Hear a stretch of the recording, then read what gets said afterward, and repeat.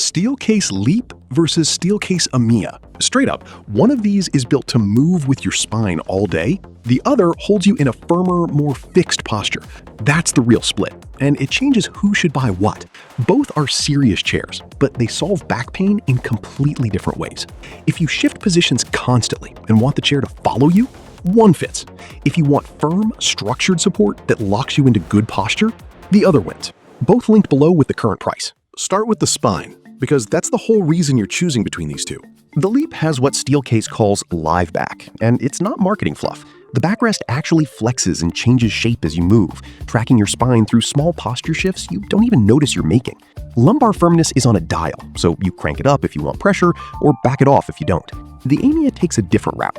It has a flexible lumbar mechanism built into the back with 8 height positions, but it sits there waiting for you to find your spot rather than following you around. When it's dialed in, people with sciatica and lower back issues talk about real relief from day one. When it's not, there's a recurring complaint that the lumbar feels mushy and slides down, and you end up slouching anyway. That's the split. The Leap is the dynamic, follow your spine option. The Amia is the structured, hold your posture option. For long hours with constant micro movements, the Leap feels a step ahead. If you sit still and just want firm scaffolding behind your lower back, the Amia can do it, but you have to get the setup right. Now, the seat, because this is where 10-hour days punish you fast. Both are firm, neither is plush, and if you're coming from a soft gaming chair, you'll feel it. The Leap seat is adjustable for depth, which matters more than people think, and a small minority do find the cushion too firm on the tailbone after several hours. There's an opinion floating around from a longtime owner who eventually added a gel cushion on top and called it perfect, which tells you the base padding is supportive but not generous. The Amia also has a sliding seat for depth, and short users in particular love it because they can finally sit with their back against the backrest and their feet flat. But here's the issue I keep seeing on the Amia. A couple of heavier users report the cushion losing its support after a few months, where you start feeling the frame through the foam. Not universal, but it shows up more than once. The Leap, by contrast, holds its shape over years of daily punishment. On seat longevity, the Leap looks more reliable. Recline is where these two really diverge.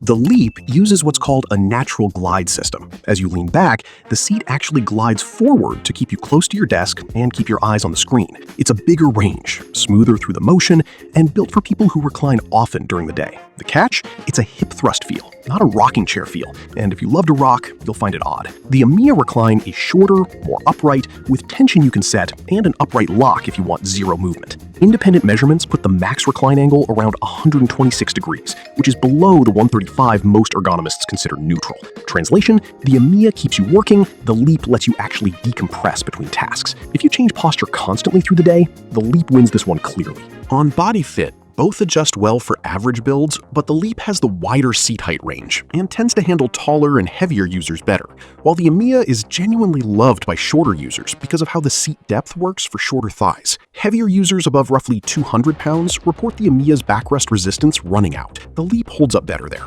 Armrests are 4D on both: height, width, depth, pivot, and both let you tuck under a desk cleanly. No meaningful gap here unless you're picky.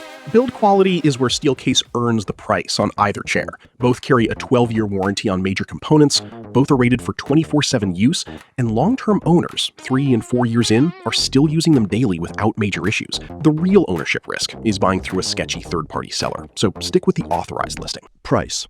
They're in a similar premium tier, but the Amia consistently sits below the Leap, sometimes by a meaningful gap. The Leap brings the dynamic back, the gliding recline, and a more refined seat over time. The Amia gives you most of the Steelcase build quality and adjustability for less, with the trade-offs in recline range and lumbar feel we already covered. The Leap goes on sale less often. The Amia tends to see discounts more regularly, which narrows the gap further when timing is right. Here's the call: the Steelcase Leap. For most of you, sitting 6 to 10 hours a day, the live back and the gliding recline are what actually solve the problem. That's where the money makes sense. If you sit still, want firm scaffolding behind your lower back, and you're closer to average height, the Amia does the job for less. If you're taller, heavier, or you recline often during the day, the Amia falls short. Get the Leap without thinking. The Amia shows up in discounts more regularly, so if budget is tight, time it on a sale. And you, which one would you pick? Let me know in the comments. Both linked below with the current price.